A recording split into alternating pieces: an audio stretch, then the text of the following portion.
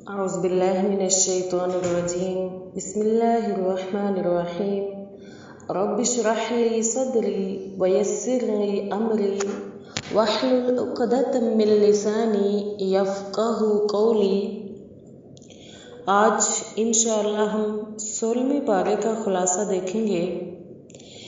16ویں پارے کا آغاز بھی سورۃ الکہف سے ہوتا ہے۔ 15ویں پارے کے آخر میں جناب موسیٰ علیہ السلام کی جناب خضر علیہ السلام سے ملاقات کا ذکر ہوا تھا۔ موسیٰ علیہ السلام حضرت خضر علیہ السلام کی جانب سے کشتی میں سوراخ کرنے اور پھر ایک بچے کو قتل کر دینے کے عمل پر بالکل مطمئن نہ تھے، اس لیے انہوں نے اس پہ اعتراض کیا تو حضرت خضر علیہ السلام نے حضرت موسیٰ علیہ السلام کو کہا کہ کیا میں نے آپ کو نہیں کہا تھا کہ آپ میرے ساتھ صبر نہیں کر سکتے؟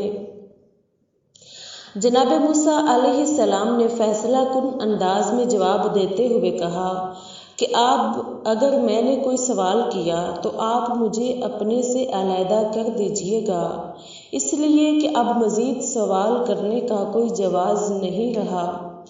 جناب خضر اور موسیٰ علیہ السلام اکٹھے آگے بڑھتے ہیں، حتیٰ کہ ایک بستی میں جا پہنچتے ہیں۔ بستی کے لوگ بڑے بے مروت تھے، انہوں نے ان سے کھانا مانگا، مگر بستی والوں نے 2 معزز مہمانوں کی کوئی خاطر تواضع نہ کی۔ اسی بستی میں ایک جگہ ایک دیوار گرنے والی تھی۔ جناب خضر اس دیوار کی مرمت شروع کر دیتے ہیں۔ جب دیوار کی مرمت مکمل ہو گئی اور جناب خضر علیہ السلام نے وہاں سے چلنے کا ارادہ کیا تو موسیٰ علیہ السلام نے ان سے پھر کہا کہ اگر آپ چاہتے تو اس کام کا معاوضہ وصول کر سکتے تھے، اس سے ہم کھانا کھا لیتے۔ جناب خضر علیہ السلام نے کہا کہ اب میرے اور آپ کے درمیان جدائی کا وقت آ پہنچا ہے، لیکن پہلے میں آپ کو ان تمام کاموں کی تعبیر سے آگاہ کرنا چاہتا ہوں جن پر آپ صبر نہیں کر سکے۔ حضرت خضر علیہ السلام نے جناب موسیٰ علیہ السلام کو بتایا کہ کشتی میں میرے سوراخ کرنے کا سبب یہ تھا کہ جس ساحل پر جا کر کشتی روکنی تھی وہاں پر ایک جابر بادشاہ کی حکومت تھی جو ظلم کرتا تھا اور ہر بے عیب کشتی پر جبراً زبردستی قبضہ کر لیتا ہے۔ میں نے اس کشتی میں سوراخ کر دیا تاکہ کشتی کے مسکین مالک بادشاہ کے ظلم سے بچ جائیں، اور جس بچے کو میں نے قتل کیا وہ بڑا ہو کر خود تو گناہ گار بنتا ہی اپنے والدین کے ایمان کے لیے بھی خطرہ بننے والا تھا۔ اس بچے کی موت کے بعد اللہ تعالیٰ اس کے بدلے اس کے والدین کو ایک نیک اور صالح بچہ عطا فرمائیں گے۔ جہاں تک تعلق ہے دیوار کی مرمت کا تو وہ دیوار ایک ایسے گھر کی تھی جو بستی کے 2 یتیم بچوں کی ملکیت ہے۔ ان کا باپ ایک نیک آدمی تھا اور اس دیوار کے نیچے ان کا خزانہ دفن تھا، اور خدائے کائنات چاہتا تھا کہ جب بچے جوان ہو جائیں تو پھر اپنے خزانے کو نکالیں۔ اگر دیوار گرنے سے خزانہ ظاہر ہو جاتا تو اسے بستی والے لوٹ لیتے، اور جو کچھ بھی میں نے کیا اپنی مرضی سے نہیں بلکہ اللہ رب العزت کے حکم پر کیا۔ یہ واقعہ اس بات پر دلالت کرتا ہے کہ مکمل علم اللہ کی ذات کے پاس ہے، اور وہ جتنا کسی کو دینا چاہتا ہے عطا کر دیتا ہے۔ اگرچہ جناب موسیٰ علیہ السلام اولو العزم رسول تھے، لیکن اللہ رب العزت نے بعض معاملات کا علم جناب خضر علیہ السلام کو عطا فرمایا جن سے موسیٰ علیہ السلام واقف نہ تھے۔ اس کے بعد سورہ کہف میں جناب ذوالقرنین اور یاجوج ماجوج کا قصہ بیان ہوا ہے کہ ذوالقرنین نے یاجوج ماجوج سے بچاؤ کے لیے پگھلے ہوئے تانبے اور لوہے سے ایک مضبوط حفاظتی دیوار بنا دی۔ سورہ کہف میں اللہ تعالیٰ نے اپنی توانائیوں کو دنیا کی زیب و زینت کے لیے وقف اور صرف کرنے والے لوگوں کے اعمال کو بدترین اعمال قرار دیا اور فرمایا کہ وہ گمان کرتے ہیں کہ وہ بہترین کاموں میں مشغول ہیں۔ اللہ تعالیٰ کہتے ہیں ایسے لوگ میری ملاقات اور نشانیوں کا انکار کرنے والے ہیں، اور ایسے لوگوں کے اعمال برباد ہو جائیں گے اور قیامت کے دن ان کا کوئی وزن نہیں ہوگا۔ سورہ کہف کے بعد سورہ مریم ہے۔ اس میں اللہ تعالیٰ نے عیسیٰ علیہ السلام کی معجزاتی پیدائش کا ذکر کیا ہے۔ جناب زکریا علیہ السلام جناب مریم علیہ السلام کے کفیل اور خالو تھے۔ جب انہوں نے سیدہ مریم سلام اللہ علیہا کے پاس بے موسمی پھل دیکھے تو انہوں نے اللہ رب العزت کی بارگاہ میں دعا مانگی، اے پروردگار تو مجھے بھی صالح اولاد عطا فرما دے۔ اللہ تعالیٰ نے زکریا علیہ السلام کی فریاد کو سن کر ان کو بڑھاپے میں جناب یحییٰ علیہ السلام سے نوازا۔ اسی طرح جناب مریم علیہ السلام کے پاس جبریل علیہ السلام آتے ہیں اور ان کو ایک صالح بیٹے کی بشارت دیتے ہیں۔ آپ کہتی ہیں کیا میرے ہاں بیٹا پیدا ہوگا جبکہ میں نے تو کسی مرد کی خلوت کو بھی اختیار نہیں کیا۔ جبریل امین کہتے ہیں کہ جب اللہ کسی کام کا ارادہ فرما لیتے ہیں تو پھر وہ کام وسائل و اسباب کا محتاج نہیں رہتا، وہ کن کہتا ہے تو چیزیں رونما ہو جاتی ہیں۔ سیدہ مریم علیہ السلام کے ہاں جب حضرت عیسیٰ علیہ السلام پیدا ہوئے تو سیدہ مریم لوگوں کے طعن و تشنیع کے خوف سے بے قرار ہو جاتی ہیں۔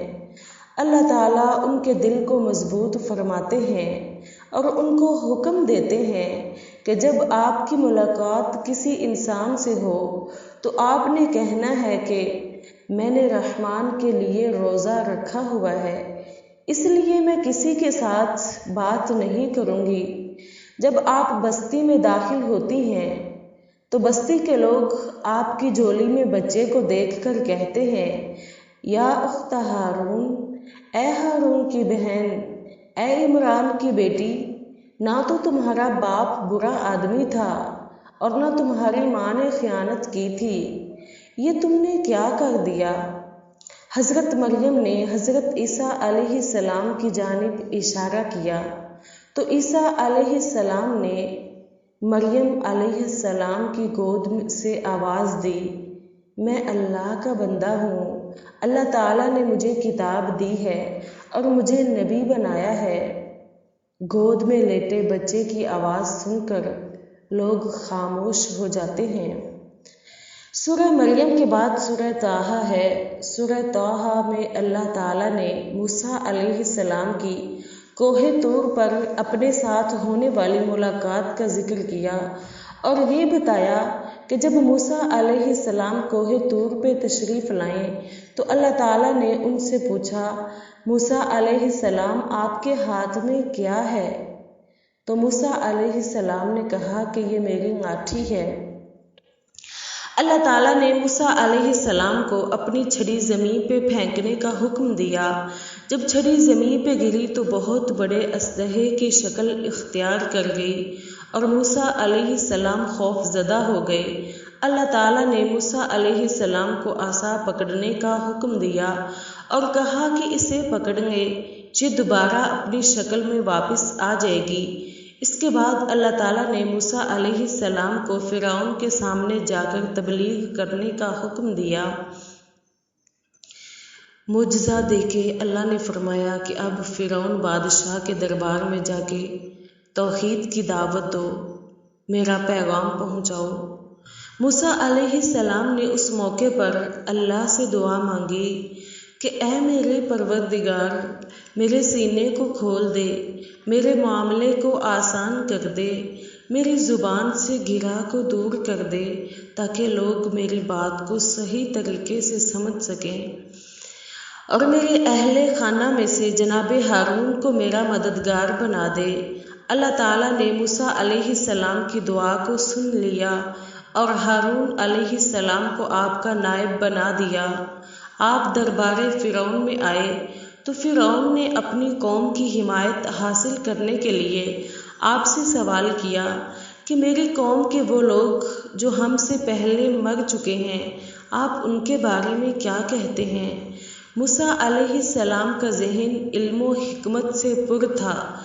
آپ نے بڑا خوبصورت جواب دیا کہ ان کا علم میرے پروردگار کے پاس ہے، اور میرا پروردگار نہ کبھی بھولا ہے اور نہ کبھی گمراہ ہوا ہے۔ اللہ تعالیٰ نے فرعون کو دریا میں غرق کر دیا اور بنی اسرائیل کو فرعون کے ظلم سے نجات دی۔ اس کے بعد اللہ تعالیٰ نے موسیٰ علیہ السلام کو اپنی ملاقات کے لیے بلایا۔ جب موسیٰ علیہ السلام اللہ سے ہم کلام ہو رہے تھے تو قوم موسیٰ نے ان کی عدم موجودگی میں سامری کے بنائے ہوئے بچھڑے کی پوجا شروع کر دی۔ موسیٰ علیہ السلام جب واپس پلٹے تو اپنی قوم کو شرک کی دلدل میں اترا دیکھ کر انتہائی غضبناک ہوئے اور ہارون علیہ السلام سے پوچھا کہ آپ نے اپنی ذمہ داری کیوں ادا نہیں کی؟ تو ہارون علیہ السلام نے کہا کہ میں نے ان پر سختی اس لیے نہیں کی کہ کہیں یہ لوگ منتشر نہ ہو جائیں۔ تو موسیٰ علیہ السلام کا غصہ ٹھنڈا ہوا تو انہوں نے سامری کے بنائے ہوئے بچھڑے کو آگ لگا کر اس کی راکھ کو سمندر میں بہا دیا، اور اس جھوٹے معبود کی بے بسی اور بے وقتی کو بنی اسرائیل پہ ثابت کر دیا۔ اللہ رب العزت سے دعا ہے کہ وہ ہمیں قرآن مجید میں مذکورہ واقعات کو سمجھنے اور ان پہ عمل پیرا ہونے کی توفیق دے۔ آمین ثم آمین۔